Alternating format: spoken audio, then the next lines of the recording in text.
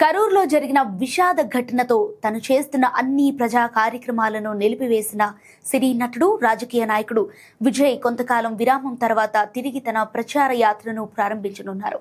ప్రచార యాత్ర పునఃప్రారంభానికి సంబంధించి నిర్వహించనున్న తొలి పెద్ద సభ కాంచీపురంలో జరగనుందని టీవీకే పార్టీ వర్గాలు ధృవీకరించాయి.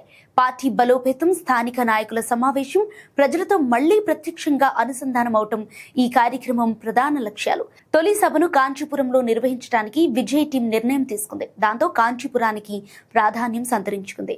సెప్టెంబర్ 27న కరూర్లో జరిగిన విషాద ఘటనలో 41 మంది ప్రాణాలు కోల్పోవడంతో విజయ్ వెంటనే అన్ని ప్రజా ఈవెంట్లను సస్పెండ్ చేశారు.